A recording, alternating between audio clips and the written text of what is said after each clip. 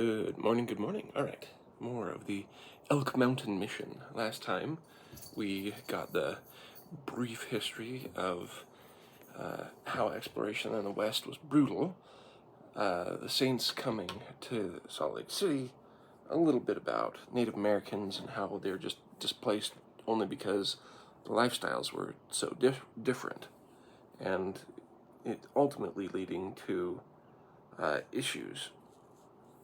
But we're now on Chapter 3, the Treaty of Chicken Creek.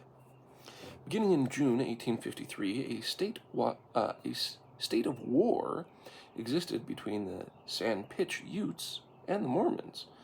A chief named Wakara, the Mormons called him Walker, and his people had been raiding Mormon settlements and attacking travelers on the roads. About a dozen people had been killed on each side of the conflict. The Walker War, as it was called, began when a Mormon named James Ivy killed a Ute named Shower O'Cats during a fight. The fight started when Shower O'Cats began beating his wife for making a bad trade with James, Ivy's wife. So he began beating his wife for making a bad trade with James's wife, James Ivy's wife. There was too many fish for too little flour. James Ivy intervened in the family discipline and beat the Ute to death. So that's how it started. So what do you think about that? That's an interesting one. Do you side with the Indian Shower O'Cats beating his wife for making a bad trade? Or do you side with James Ivy, who beat the man who was beating his wife he beat the man to death for beating his wife?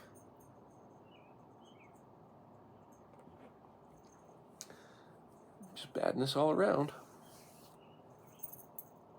When James Ivy refused to compensate the Utes for the death of Shower O'Cats, and the Mormons refused to surrender James Ivy to the Utes for native justice, Chief Walker's brother, Arapin, killed an unsuspecting Mormon near the town of Payson. The Mormons forted up, and the Indians began raiding the outlying ranches and farmsteads. Chief Walker was the most powerful chief in Utah at the time. He and his band of horse soldiers were famous for raiding the Spanish settlements in California and driving hundreds of stolen horses home to Utah over the old Spanish Trail. He was also a great slave trader and a friend of Brigham Young. In 1849, Walker invited the Mormons to settle on his land in the lower Sanpete Valley. Following his invitation, the Mormon frontier outpost of Manti was established. By the spring of 1854, both sides were weary of the year-long conflict. Mormon commerce, travel, and agriculture had been seriously disrupted, and the Utes signaled that they too were ready to resume peaceful relations. In this light, Brigham Young left Salt Lake City on May 5th, 1854, on his way to make peace with the Indians and inspect new settlements in the southern reaches of the territory. His special guest, Solomon Carvalho, was given a place of honor in his entourage. The traveling party was impressive. The governor, indeed, to make a spectacle and regal show of force for the Utes, Carvalho said the governor took 100 wagons and teams filled with gentlemen and their wives and families, together with 50 horsemen.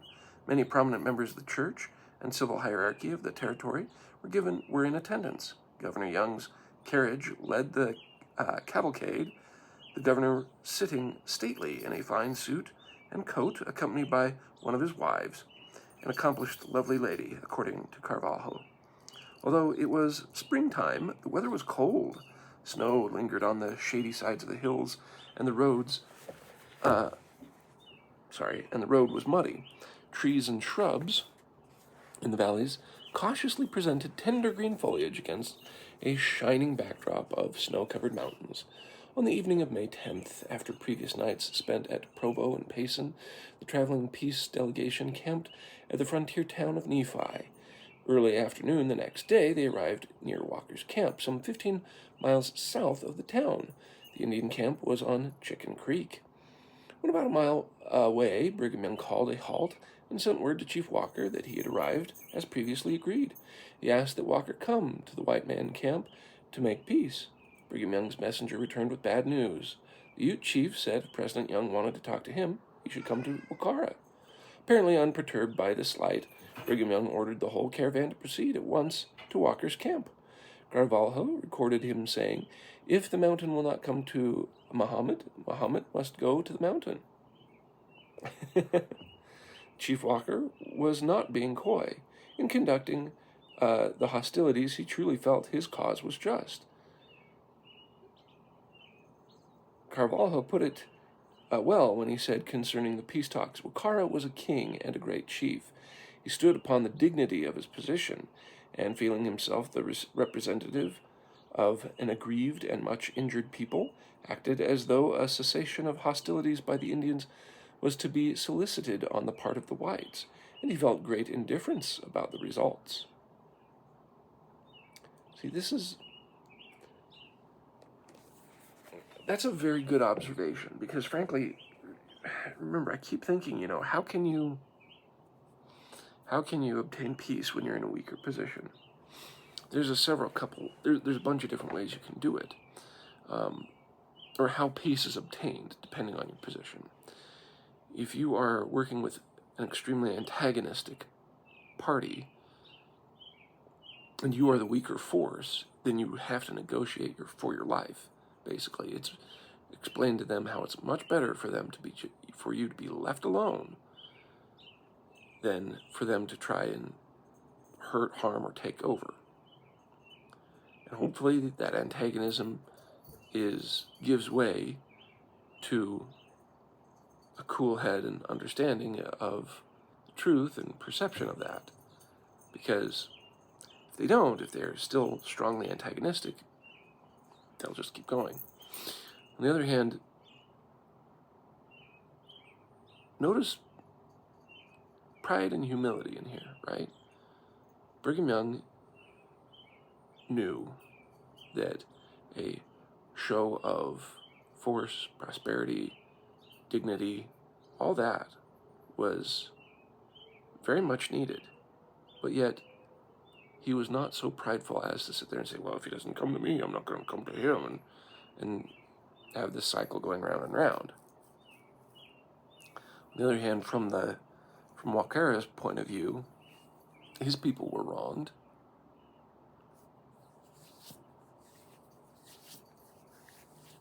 And that he was a king of a great nation, and the people who wronged them should come to him to ask for peace. By being humble, or at least having enough humility to allow that to happen, they were able to proceed. There's so many ways that could have gone a lot worse, but because of being able to sit there and go, okay, fine, that's no problem.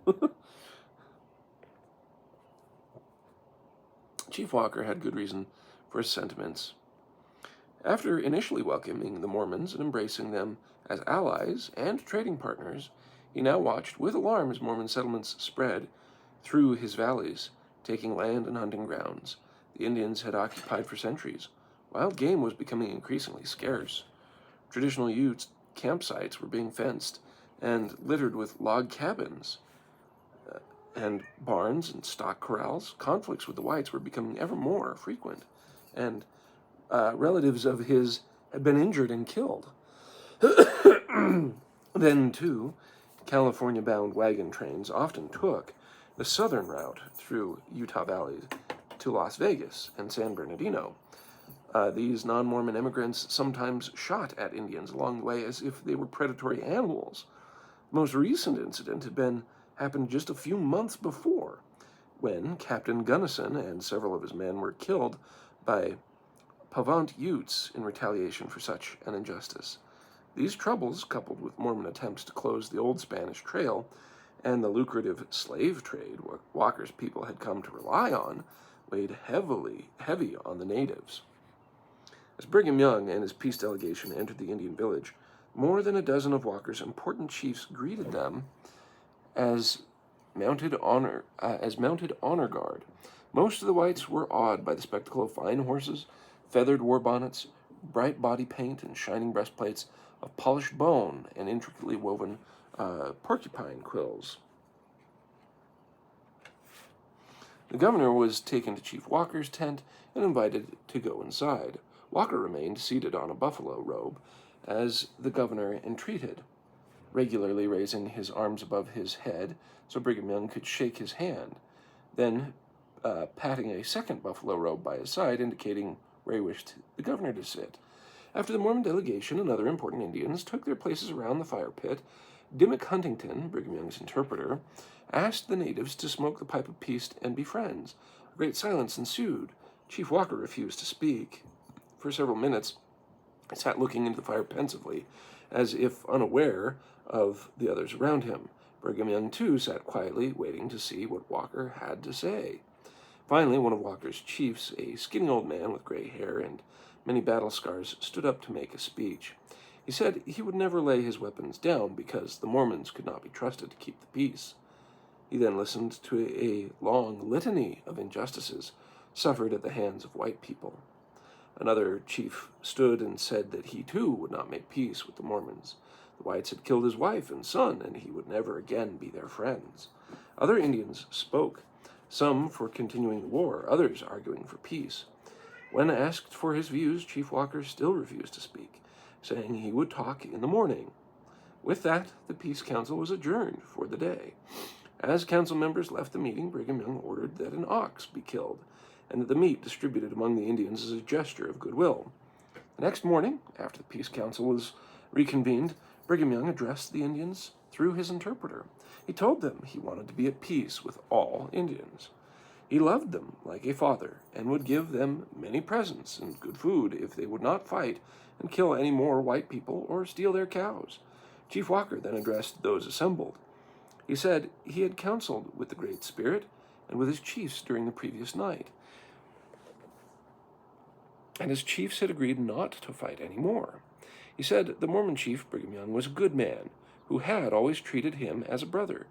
He said his people would no longer fight the Mormons or Americans. Americats, that's cool. To seal the deal, Brigham Young had 16 fat cattle driven into the camp as food offering. That he then dispensed a large quantity of blankets, clothing, trinkets, knives, guns, and ammunition to the natives. A peace pipe was handed around, and all the participants took a few puffs. With that, the peace treaty of Chicken Creek was officially concluded. Some critics have claimed that it was not a real peace treaty, only an informal agreement to end hostilities. No terms were formally agreed to, and nothing was ratified with signatures or government seals of approval, and the deep underlying causes of the conflict were never addressed. At the conclusion of the peace talks, Solomon Carvalho persuaded Chief Walker to sit for a portrait. His painting, though done in haste, is considered the best image of the great chief ever done. The artist was able to sketch a few other Ute chiefs as well. Skilled in letters as well as paint, the artistic eyewitness wrote a wonderfully detailed account of the peace conference in his journal. A cat's attacking my arm because they want attention.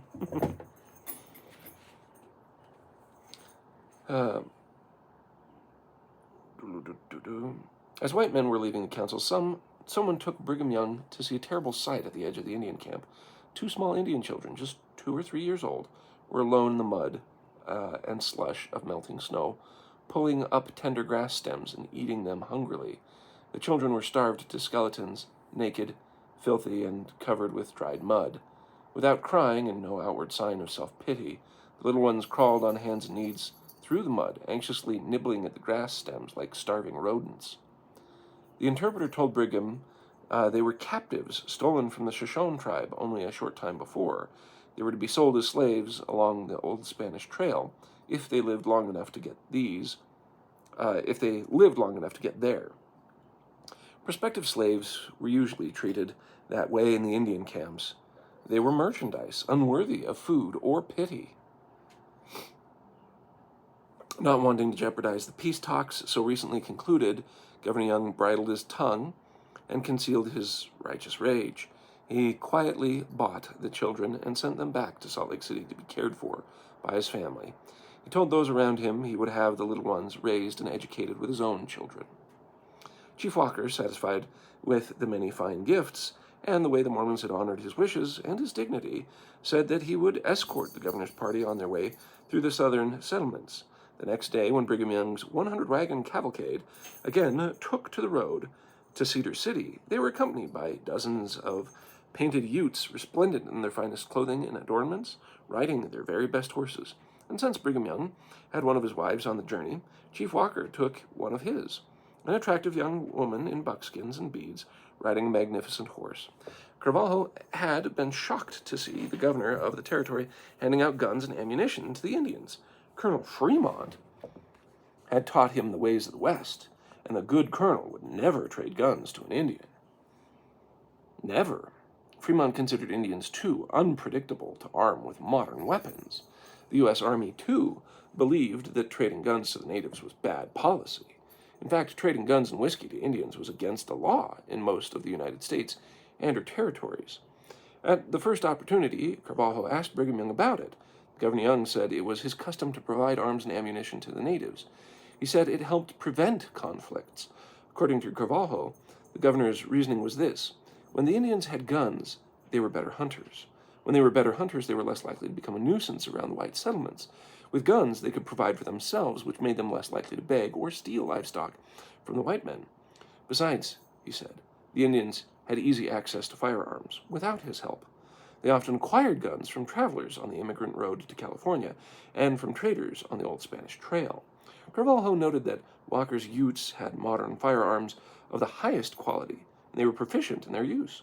Brigham Young must have convinced him because soon afterwards Carvalho traded his double-barreled gun and blanket to Chief Walker for a good horse. When Brigham Young's traveling peace caravan and his Indian escort stopped at Parowan, Carvalho had a fond reunion with the people who had nursed and cared for him when he first came out of the snowy mountains. He wrote in his journal, "I had changed so much and grown so fat that not one of them knew me. Mrs. Heap, my old landlady, could not believe I was the same ugly, emaciated person whose face she had washed only 3 months before." On May 22, 1854, Solomon Carvalho had breakfast with Brigham Young before bidding the governor and his lady adieu. Later that morning, he took the trail to California. With him, he took a letter of introduction from Brigham Young to Mormons everywhere, affording him access to food, shelter, or anything else he might need or desire from any Mormon community. It was a great send-off. Governor Young was obviously impressed with the man. That's pretty crazy. That's pretty cool.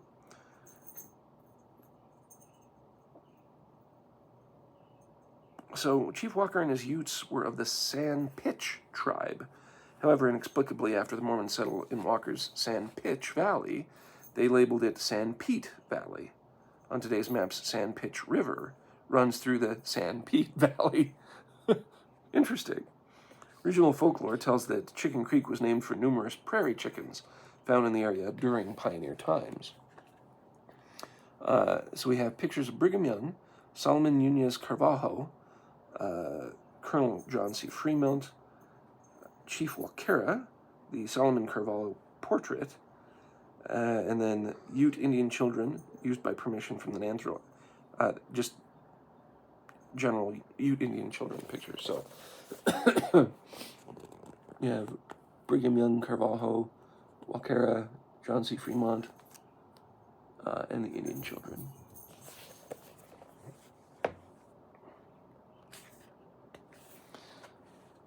Wagon ruts, Welshmen, and slaves. So, this is another thing that you don't get a sense of in the history that's presented about Utah. You get major things like, oh, the Spanish came through. Oh, the Mormons settled. Oh, there was Ute Indian tribes. Oh, there was this tribe or that tribe. Yeah, there were conflicts. And then the Native Americans just seem to fade out of history. It focuses on what we can about what we have, which is the Mormon settlement, and then continues on from there. You don't get the enriching detail of what was life really like. Like, this is why when I read stories of faith and courage, I'm like, yeah, you really get a whitewashed sense of history. Now, this same thing, it's a summary of what's going on. So you don't get the super granular detail yet, but maybe we will. At least we get more of a peek of what's going on. What was it like to actually make a peace treaty? What were the things that were discussed? What was most important? What was it that each side wanted? Who felt more wronged? What was the state of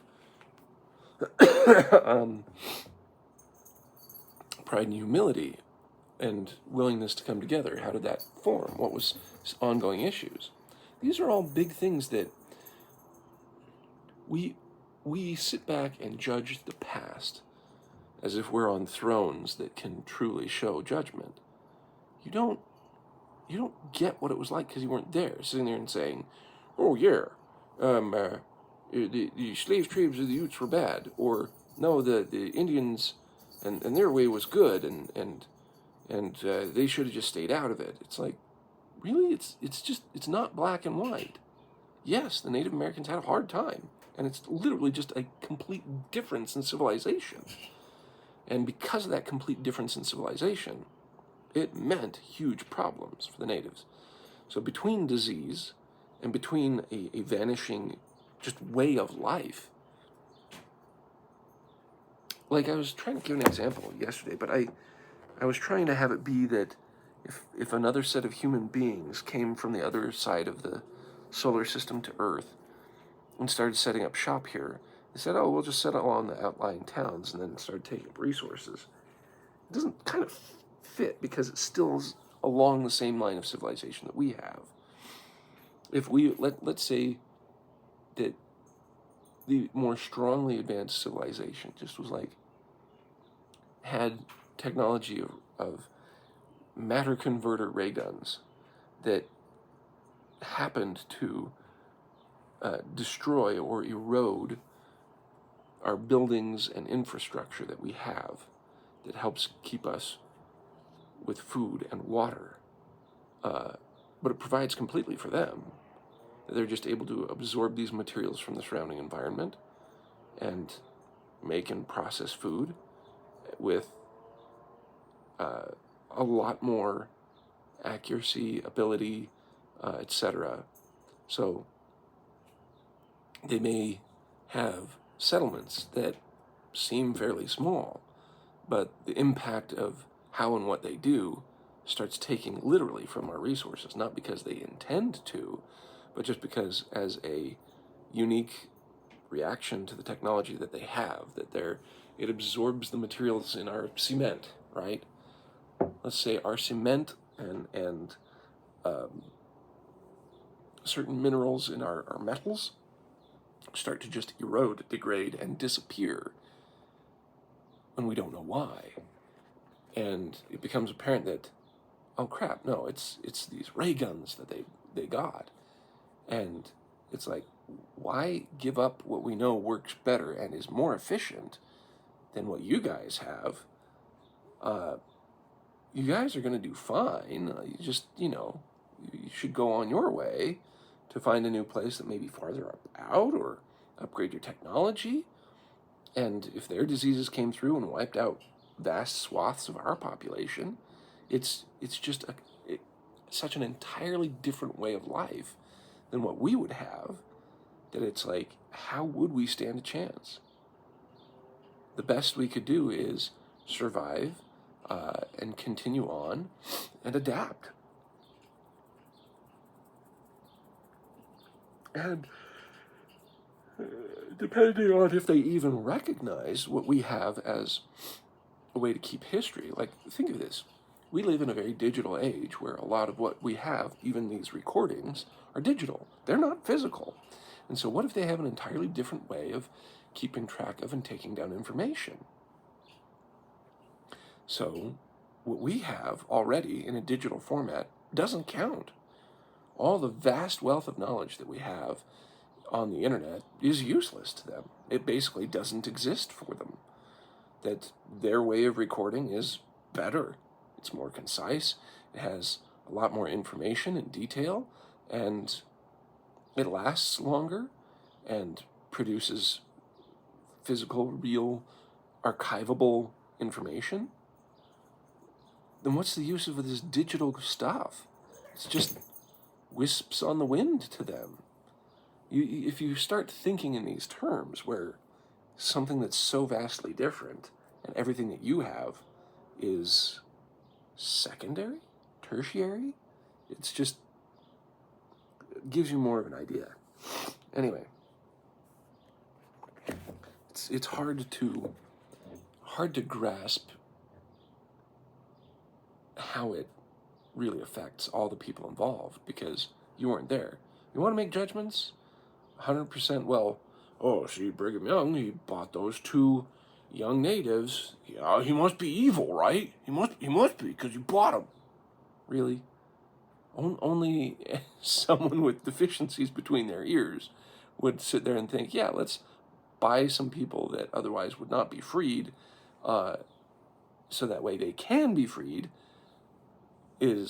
yeah. So, mind how you view and judge the past, because you weren't there, you didn't know the struggles. If you saw a man beating horrifically his wife, what would you do? Would you just sit there and say, oh, okay, I guess that's just the way it goes? In fact, you have this in certain places in the United States and in the United Kingdom to this day, right now, where you have cultures that have moved in to the United Kingdom and the United States, where the culture that they brought with them is incompatible with what we view as civilized. That they don't mind killing or shaming or beating, etc.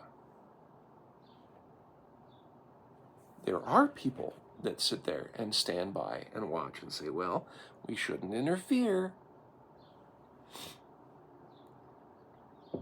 And it has also led to the death of people in their culture. So, what do you make of it? What do you do about it? We're not that different. The question is what do we want to stand on? What principles have more value than other principles? And when it comes into conflict with one principle with another principle, what wins out? That tells you trajectory. I love Isaac Asimov's Foundation series. The original book, The Foundation, doesn't have a main protagonist. It has sections of history where the main thread through the book is the idea of the Foundation as a group that helps to guide and direct history through a concept called psychohistory, where it's psychology, history, and mathematics all combined, especially mathematics, to predict where humans will go by large statistical analysis of behavior, followed by how to guide it through key influences at key places with key people. And it's really fascinating that way. And so I'm sitting here thinking, if that would be an interesting bit to the grand the grand equation. Sorry, the cat's sniffing around. He might knock it over. So, let's get to, you are right in front of things, Kitty-o. Here, off the table, you goober. Wagon ruts, Welshmen, and slaves. The Wasatch Mountains split the state of Utah in two. On the west side of the mountains lies sage and grass-covered valleys and basins once covered by an ancient inland sea known as Lake Bonneville. Along the base of the mountains, from near Bear Lake on the Idaho border to southern Utah near Cedar City, runs a long, thin, and fertile strip of land known as the Wasatch Front. Watered by high mountain streams and blessed with adequate rainfall, the Wasatch Front has supplied the bulk of Utah's populace since Brigham Young and his Mormon pioneers first entered the area in 1847. On the east side of the mountains, things are different. Eastern Utah, especially southeast Utah, is dry, bare, and relatively inhospitable place, a high desert region known as the Colorado Plateau. Because of scant rainfall and poor soil, it is not a desirable place for farmers. Since the pioneer era, the region has been sparsely populated and the economy geared to ranching, mining, and mineral extraction.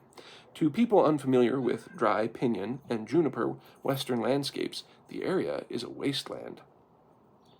One of the earliest recorded descriptions of the region sums up most early pioneer sentiments. Orville Pratt, a prominent attorney from Illinois, traveled the Old Spanish Trail through eastern Utah in 1848 on his way to California on business for the U.S. War Department.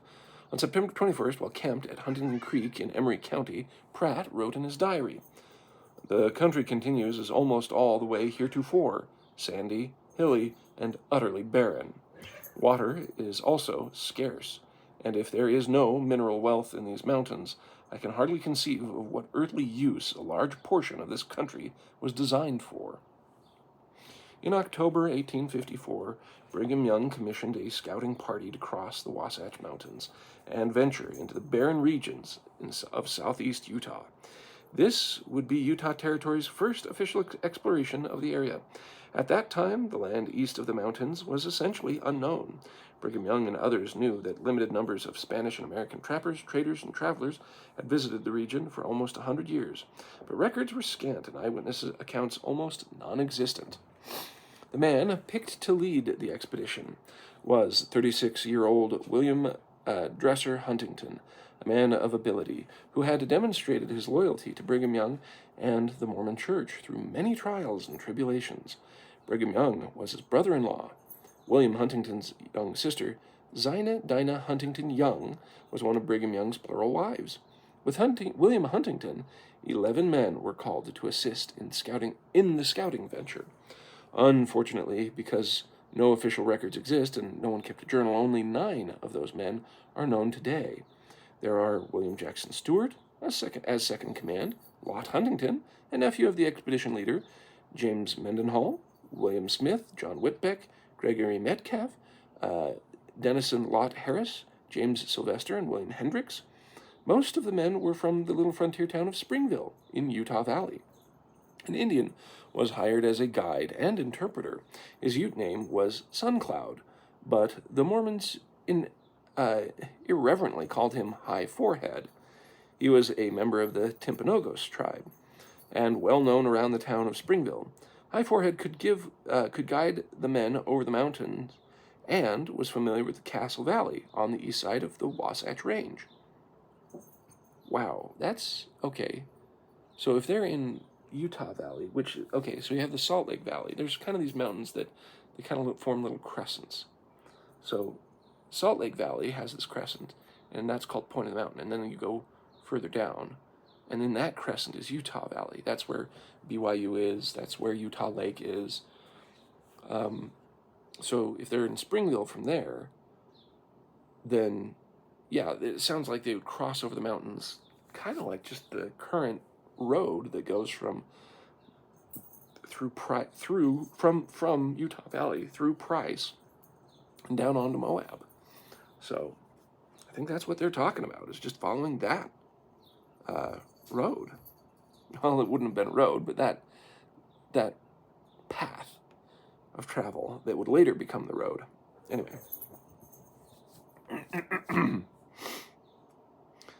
The exploring party received instructions from Brigham Young. In early October, William Huntington told Deseret News, December 28, 1854, that his mission was to scout the southern part of the territory and establish trade with the Navajo Indians if possible. The Mormons had no significant dealings with the Navajos up to that time, but they had received favorable reports. Unlike the Ute Indians the Mormons were familiar with, Navajos were said to be farmers and herdsmen living in semi-permanent dwellings. Of the Navajos, William Huntington said, "They have an abundance of sheep, goats, and horses, and besides are a manufacturing people, making all their blankets, leather, bridles, bits, etc., many of which are executed in a most curious workmanship. They also work iron, gold, and silver into a multitude of forms, and articles for the warrior, husbandman, and tradesman. It was hopefully assumed that the more sedentary Navajos might become faithful allies to the Mormons, as well as valuable trading partners. They might also be willing converts. But the Mormons chose to overlook an important part of the reports they had received concerning the Navajos. The Navajos were said to be very hostile. Navajos fought often with Utes, Hopis, Comanches, Apaches, and Mexicans. American frontiersmen like Colonel Fremont and Kit Carson often went around Navajo lands rather than risk a confrontation. In his December 1854 letter to the Deseret News, William Huntington stressed the Indian trading part of his mission, but the scouting the country was probably more important to Brigham Young. Huntington had orders to take wagons east over the Old Spanish Trail. No one was sure he could do that all the way to the Navajo country. The western part of the Old Spanish Trail, beginning where Salina Canyon and today's Interstate Highway 70 enters the San Pete Valley, was well known to the Mormons. By mid-1850s, it was an open road to Southern California. Following the gold rush, hundreds of wagons made the journey every year. But to the east of Salina, across the Wasatch Mountains toward New Mexico, there were long stretches of the trail never touched by a wheel. The expedition would be the testing ground. Testing the road. U.S. Army Captain John W. Gunnison and his government survey party, recently ambushed by Indians along the Utes Sevier River, had brought wagons over part of the eastern route the previous year, 1853. Brigham Young was sure his men could take wagons as far as they could follow Gunnison's trail, but somewhere, just a few miles east of the Green River, crossing in eastern Utah, the main branch of the Spanish Trail turned south. From that trail junction, Gunnison's tracks continued east on the northern branch into Colorado. Once the expedition turned south, they'd be entering what was for them unexplored territory. Then for Brigham Young, there was the issue of the Old Spanish Trail itself. The Spanish Trail was an unguarded back door to the newly established settlements of southern and central Utah. The governor and the new territorial legislature had little control over the trail at the time. It was hard to know who was passing through the area and what they were doing there, from whence they came or where they went. It would be good for the territorial government to have a presence somewhere on the Spanish Trail. As a result, part of the mission of the scouting expedition was to find a place to establish a permanent settlement. If Brigham Young could plant a colony on the eastern approaches of the Spanish Trail, the town could serve as a garrison and a weather vane to warn any possible trouble from Indians or the recently conquered Mexicans. The Mexican-American War had ended only 6 years before, and a lot of suspicion and mistrust still lingered between the former combatants. Then, too, with his loyal citizens guarding the road from New Mexico, Governor Young would have a much better chance of stopping the troublesome slave trade. The Old Spanish Trail originated in the late 1820s, when a series of previously established packed trails were joined together to form a primitive road between the Spanish settlements of New Mexico and the Spanish settlements of California. The 1,200-mile trail crossed the wilderness of south-central Utah and was originally suited only for horses and mules. After 1830, annual trade caravans followed the trail from Santa Fe to Los Angeles. There, New Mexican woolen goods, blankets, serapes, and cloth were traded for horses and mules in California. The horses and mules were driven back to New Mexico on the return trip and sold there. It was a profitable business, and by the 1840s, many of the trade caravans were huge. In some companies, more than 200 traders on horseback pushed hundreds of pack mules west, returning to New Mexico, driving thousands of horses. In the course of the commerce, a third commercial element was added.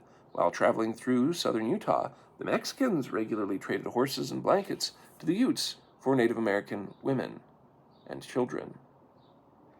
The slave trade between the Utes and the Spaniards began sometime in the late 1700s. Long before the Spanish Trail linked New Mexico and California, the trail went only from northern New Mexico to central Utah. There, the Ute and San Pete valleys There, in the Utah and Sanpete valleys, the Utes traded captives to the Spaniards and later the Mexicans. Spanish Mexico outlawed slave trading in 1812, but the practice continued covertly. Trading slaves remained illegal after Mexico gained independence from Spain in 1821, but Mexican officials often failed to enforce the law. Human trafficking was profitable, and New Mexico was ready for Indian slaves. Domestic servants, gardeners, and sheep herders were in high demand in the rural villages. Even small rancheros usually had a few Mexicanized Indians doing those menial tasks. The first documented account of Spanish and Ute slave trading comes from 1813, when Spanish traders Mauricio Arce and Largos Garcia were arrested for slave trading at Utah Lake. When giving depositions before the Spanish court of law in New Mexico, the men said they were forced to trade for slaves because the Utes began shooting the Spaniards' horses when they refused to trade for children. I've heard of other things like that. That might be true. On their return to New Mexico, Arce and Garcia said they encountered Ute chief Wasatch at the Colorado River crossing. They said Wasatch,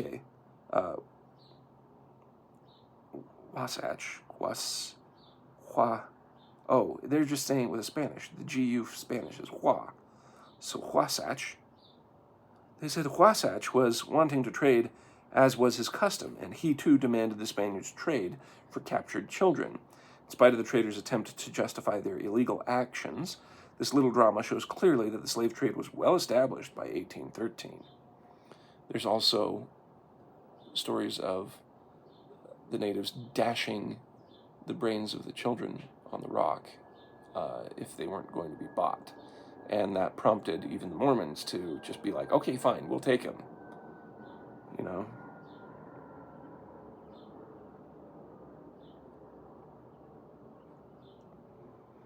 Through 1830s and 40s, the slave trade became the ridgepole of the native economy for some bands of mobile, horse-mounted Utes. Groups of Ute raiders met the trade caravans in South and Central Utah with captives stolen from weaker tribes. Occasionally, New Mexican traders took advantage of targets of opportunity and captured slaves by themselves. Sometimes displaced and often hunted, Paiutes sold their own women and children to the slavers for horses and food. From the darkness of their despair, hungry and reduced to frequent fleeing and hiding, such people usually ate the horses instead of riding them. Thus, by the early 1850s, the slave trade and its disruption of traditional cultures and livelihoods was a major factor in the decline of small tribe populations in Utah and Nevada. In 1854, Brigham Young made a speech about the situation that was recorded by Solomon Carvalho. In his speech, Brigham Young said, I think it's Carvalho? Well, it's one L, not two, Carvalho. Do you never feel pity for them on viewing their wretched condition? The Indians in these mountains are continually on the decrease. Bands that numbered 150 warriors when we first came here 7 years before number not more than 35 now. Some of the tribes in the southern part of this territory towards New Mexico have not a single squaw among them, for they have traded them off for horses, etc. This practice will soon make the race extinct.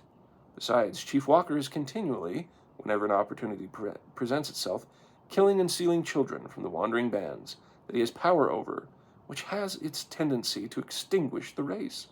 From all appearance, there will not be an Indian left in a short time to steal a horse. That's actually a very astute observation. It's not a pleasant observation, but it's an astute one. And it's one that, again, gets glossed over most of the time in the histories of Utah and the West. The idea that, wow, hey, if you have an active slave trade going on, those who are the stronger tribes and they prey upon the weaker ones to make money and make do with what they want. There was this, Thomas Sowell points out it's the same in Africa as it is here, except most people in America are much more incensed and focus on the slave trade from Africa than what was happening here in Utah, or just the West, or anywhere in the world, frankly. Because even till today, there's still, depending on how, there's all sorts of ways you can look at it, whether by definition of this, human trafficking, is it this or that, just, it's still happening, frankly. But you can see that this is what's devastating about it. Because if you value life so poorly, and, someone who you can just take, it doesn't matter what they want, you have the force, you can take them. And in taking them, you can either feed them, or if you don't care about them because you value life so little, especially them, who you've captured, you can let them starve, or die, or dash their head, or whatever you'd like. But if you can turn around and sell them for a profit, then great. But if not, you don't care if they die. It's a drain on humanity. It's a drain because those people can't grow up to be productive if they are stunted and killed and drove under as nothing but mere property, right? Will they have a family? Could they be productive? Oh, they could be economically. Let's say they survive, and then they do get acquired, and then they're productive. Okay, but are they then allowed to have a family? Depends on who's owning them and who's allowing for what, or are they just worked into the grave? Whereas, if you try and preserve life, and you try and preserve humanity, the same person can be as productive on his own endeavors, and perhaps they'll have a spark of ingenuity, a spark of desiring to work harder for a time to make their everyday labors easier by inventing something or finding a better way to do something and sharing that. The preservation of humanity is a priority in my book. It is a principle that I hold in high regard. Just for, if you look at it just strictly from a secular point of view, it makes better sense. That's I'm kind of very affected by Brigham Young's talk there. Like, he pities them. He knows that their way of life is so different. And yeah, Walker was fighting them and had a cultural norms that parts of it were abhorrent. But yet he also knew, look, they're not going to last. Things are not working out for them. Can we at least have compassion? In commissioning William Huntington's scouting party, Brigham Young was sending men to explore one of the last regions of the American West, where native populations remained relatively untouched by plagues and troubles of transcultural contacts. This brief 1854 to 1855 interaction with a group known as the Sheberect Utes remains the best documented account of a tribe that would be completely extinct just 25 years later. Then, in addition to trading with the Navajos, exploring the land, and finding a place to build a fort and a settlement, Brigham Young hoped his scouts would find a lost colony of Welshmen. Belief in the lost tribe of Welsh Indians was common in colonial American thought. Belief in a lost tribe of Welsh Indians was common in colonial America through the mid-1800s. The belief stems from an old British legend of Welsh Prince Madoc ab Owen Gwynedd. I'm sure I'm butchering it because I don't know Welsh.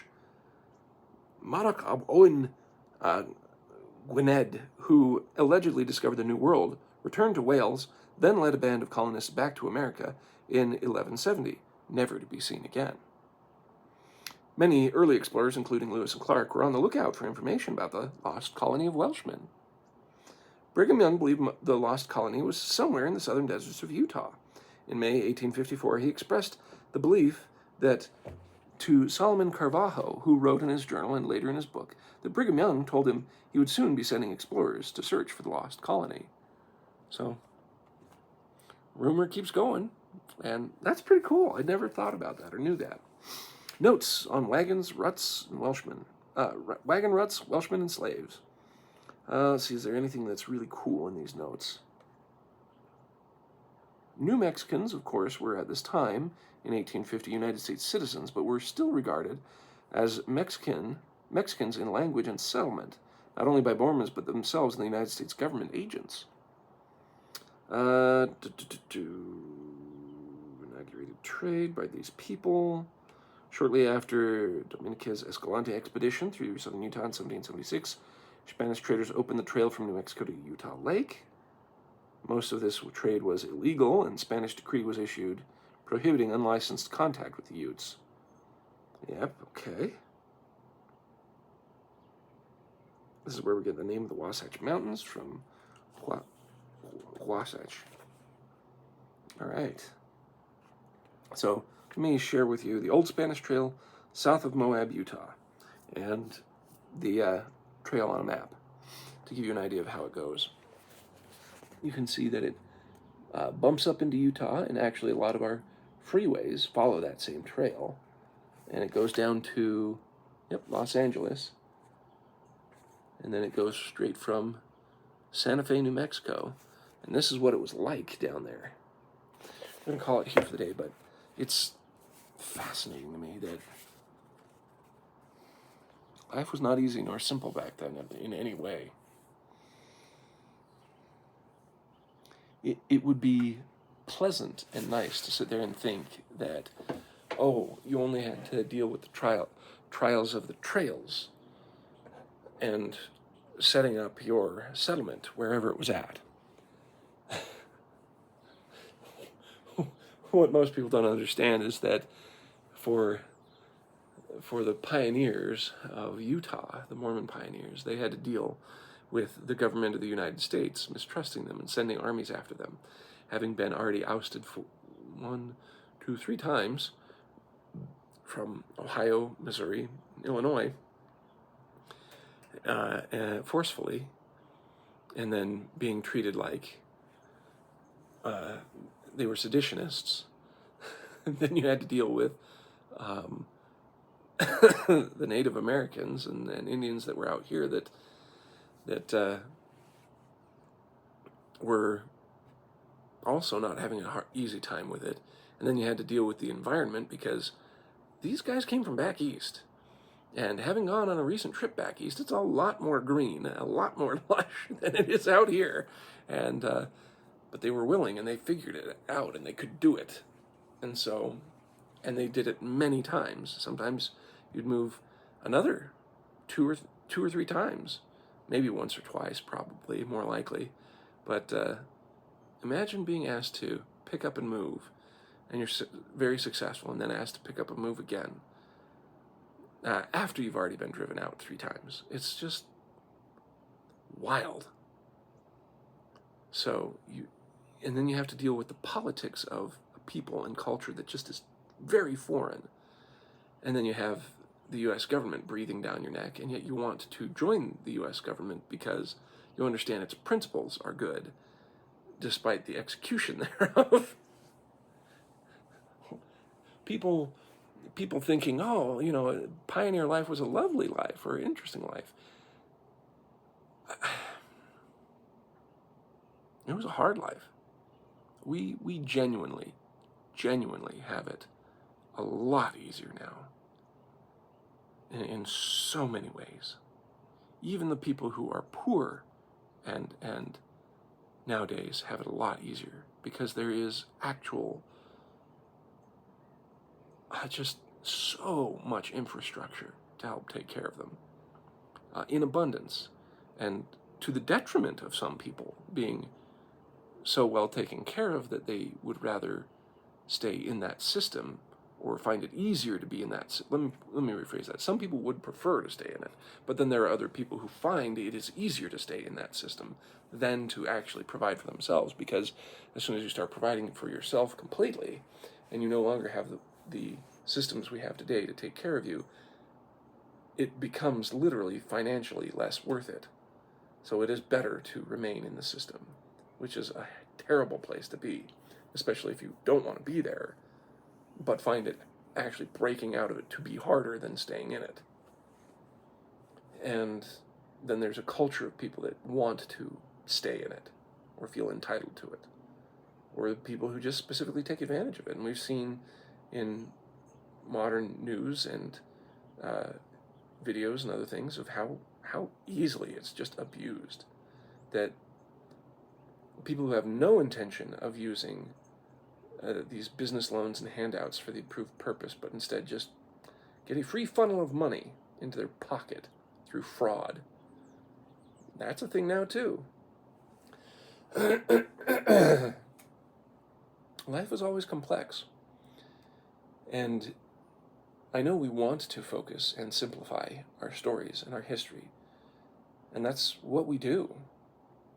We take out the reality of the brute forces that shaped the landscape, people's lives, people's cultures. We remove that and simplify things. Of this group bad, this group good. Of this thing bad, this thing good. I wish we could all have a more nuanced and understanding approach. I think in the end, there's a purpose to the gospel of Jesus Christ. There's the more that he can work with us where we're at to bring us towards his way of doing things, the better off humanity is. I don't think it's an easy, okay, here you are and you need to be perfect like this. I mean, the only time he was able to have a city, there are 2 times in the scriptures that I know of where he had a people that was unified and blessed beyond recognition, which is the city of Enoch, and that one is the paragon of examples about that. And the other is the people of Nephi, the Nephites and Lamanites after the visitation of Jesus Christ to the Americas. Because for 400 years they got along. So at least for 300 of that, I would assume that they did extremely well. And then starting in the 400 year, that things started to fall apart and did fall apart after 400 years. So that's 300 years of living in peace. They didn't get taken up like the city of Enoch, but yeah, different times. So, but imagine that though. Imagine being a people who learned not to take offense, learned to be honest in their dealings, and truthful and forthright, and willing to do what is right, most importantly, and willing to help others, and not be jealous or covetous, but instead just enjoy life trying to provide the best for all. I look forward to those days. Not going to get in this life, but that's okay. We can do our best in the meantime. I hope reflecting on this history helps you understand more about your own history that you're dealing with right now. I hope you realize that everything that we're going through is not as straightforward as it will be presented in the future. In 50 to 100 years from now, it's going to be oversimplified and propagandized, and the question is which way is it going to be propagandized?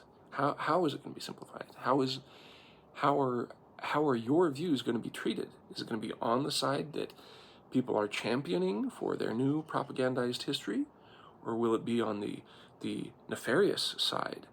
And what does it mean if you're on that nefarious side with how people think? It's interesting. Well, have to see. Most importantly, may God guide your steps in your own personal life. That the personal history that you make, hopefully, is one better day by day. May His Spirit be with you always. We'll see you.